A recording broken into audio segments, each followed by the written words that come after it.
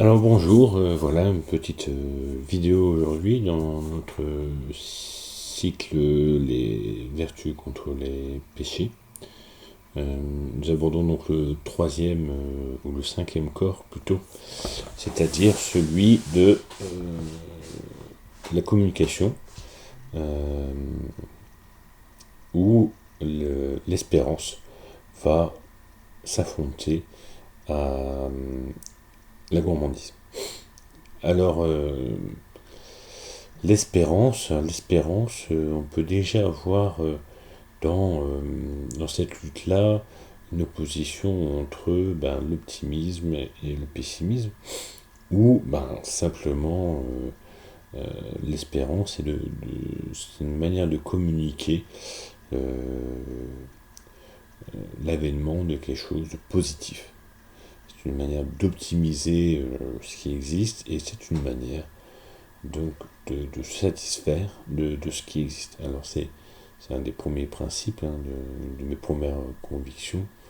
C'est la limite jusqu'où je suis satisfait et jusqu'où je peux euh, poser mes limites. Alors l'espérance va donc poser le verre à moitié plein et la gourmandise va voir le verre à moitié vide. La gourmandise va développer des thèmes d'insatisfaction, euh, d'attente, de, de, de demande. Quelqu'un qui va être insatisfait va demander un plus, et ce qu'il va recevoir, c'est pas assez. Et donc, on va retrouver avec l'espérance un certain nombre de points en fait divergents. Alors, souvent, quand on a un rapport sur l'espérance et puis sur le pessimisme, on pense souvent euh, au scénario leader, outsider et suiveur. Alors bon, c'est souvent une partie à trois où on a un groupe leader qui est optimiste face au résultat, un groupe d'outsiders qui est en deuxième ligne et qui est dans une sorte de sens critique, et puis un troisième groupe où les gens sont suiveurs, donc en fait ils imprègnent, ils reçoivent ce que les gens en face définissent.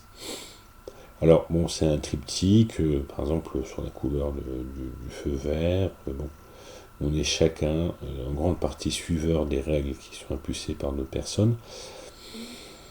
Et souvent, ce que nous on impulse, alors sont là aussi des règles qui sont prises comme telles par rapport à des gens qui nous entourent. Alors, souvent, il y a un conflit là sur ce passage entre celui qui est leader et celui qui est l'outsider. Alors, l'outsider, bon, voilà. Alors, euh, alors c'est souvent ce scénario-là qui est montré comme une évidence pour dire, bah oui, l'optimiste, il est naïf et le pessimiste, il a du bon sens et il a du recul. Alors, en effet, ça peut être montré, hein. Il y a un optimisme qui va être hypocrite ou mensonger, hein, au bout d'un moment, nier les évidences. On voit un certain nombre de faits divers où en fait ça devient un peu obscène, ça devient un peu insultant de nier ces évidences-là. Et puis, euh, et puis il y a des situations où en fait, à l'opposition, des gens qui sont jusque dans une critique, tout est bloqué et personne ne fait. Et donc on arrive sur une situation finalement de mésentente entre les deux. Alors ça c'est une vision un peu, je dirais, simpliste qu'on nous sort régulièrement sur la critique de l'optimisme, la critique de l'espoir face à la gourmandise. Alors, si on va au-delà, effectivement, quand on est dans l'espoir, on s'attend à à une impulsion qui finalement va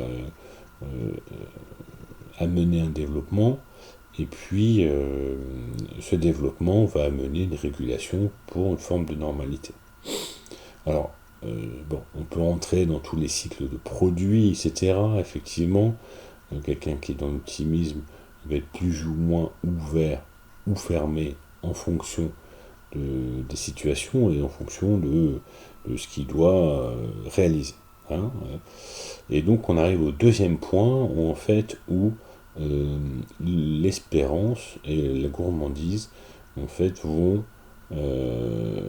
avoir un affrontement entre ce qui est l'idéal et ce qui est concret.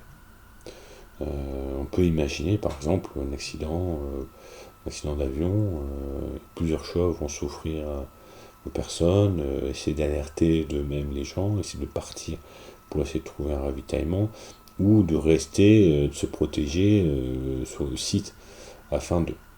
Bon, alors, toutes les solutions, à la fois l'idéaliste et à la fois le pragmatique, entre guillemets, peuvent avoir raison. Ça, c'est le deuxième point,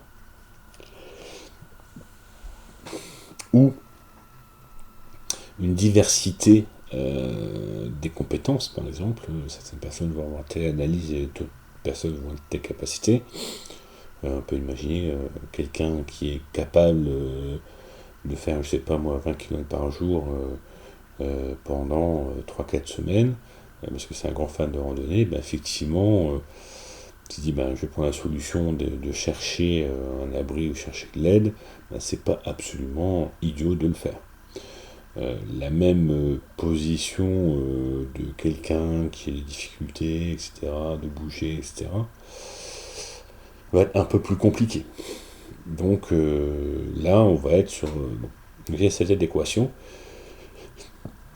entre le projet encouru, le projet décrit par l'espoir, hein, c'est le but attendu, et puis la réalité. Donc ça va être le deuxième point. Et puis il y a un troisième point qui est un peu plus sournois, qui est un peu plus difficile en fait à cerner, et qu'on peut retrouver en fait que par la logique.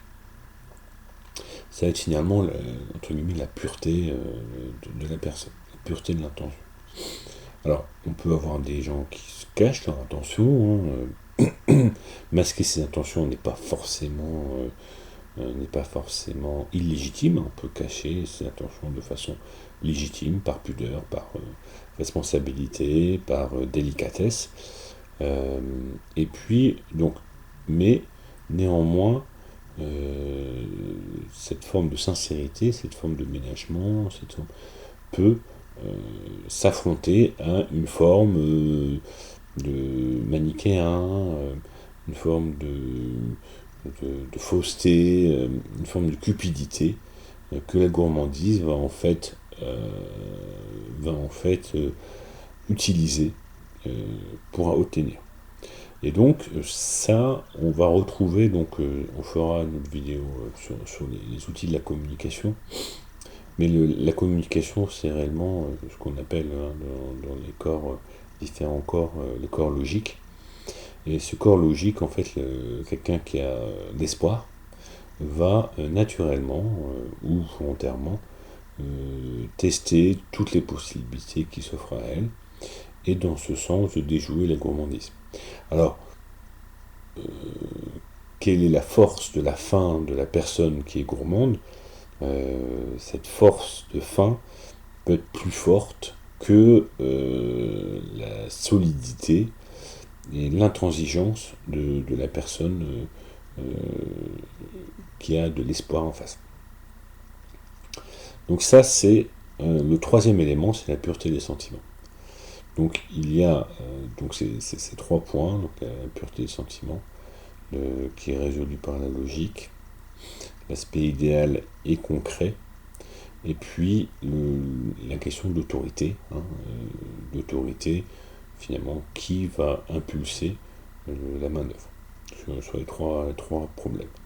Voilà, donc c'était cette petite vidéo, hein, on va essayer de faire léger, 10 minutes, l'espoir et le pessimisme. Et ces combats, forcément, dans les éléments de communication, euh, tout ce qui est multimédia, sur les commentaires, sur les journaux, sur les personnes d'influence, et ben en fait cette vertu et ce péché vont avoir de nombreux combats, de nombreux points d'achoppement. Voilà, en tout cas, restez positif. Hein, dans ce cas, si vous n'avez pas raison, c'est l'autre qui vous donnera raison. Mais voilà. Bon, je vous souhaite une bonne continuation. Sonnez la cloche et puis et soyez satisfaits. Voilà, à très bientôt. Au revoir.